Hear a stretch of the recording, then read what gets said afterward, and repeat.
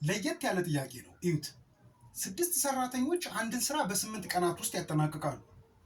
2 ሰራተኞች ስራውን ቢያቆሙ ወይም ቢያቋርጡ ቀሪዎቹ ሰራተኞች ስራውን ለመጨረስ ስንት ተጨማሪ ቀናት ይፈጅባቸዋል ነው የሚለው። P1 times D1 is equal to P2 times D2። P ሰዎቹ ናቸው፣ D ደግሞ የፈጀባቸው ቀን ነው። መጀመሪያ ስንት ነበሩ? 6 ሰራተኞች ነበሩ። 6 ሲባዛ 6ቱ ስራውን ቢያጠናቅቁ ስንት ቀን ነበር ይፈጅባቸው? 8 አይደለም? 2 ሰዎች ደግሞ ሲያቋርጡ ስንት ሆኑ? ከ6 ላይ 2 4 ነው አይደለም? 4 ሰራተኞች ሆኑ፣ 4 ሆኑ። 4ቱ ቢሆኑ ስንት ቀን ይፈጅባቸዋል? ዲቱን እንፈልጋለን ማለት ነው። ዲቱ is equal to 6 ጊዜ 8 48 ነው። 48ን ለ4 ስናካፍል 12 እናገኛለን። 6ቱ ስራውን ቢያጠናቅቁ 8 ቀን ነበር ይፈጅባቸው። 4 ቢሆኑ ደግሞ 12 ቀን ይፈጅባቸው። ሁለቱ ሰዎች በማቋረጣቸው ምክንያት ምን ያህል ተጨማሪ ቀን ያስፈልጋቸዋል?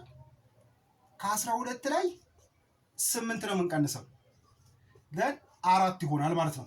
2 ሰራተኞች ስራውን በማቋረጣቸው ምክንያት 4 ተጨማሪ ቀን ይፈጅባቸዋል ማለት ነው።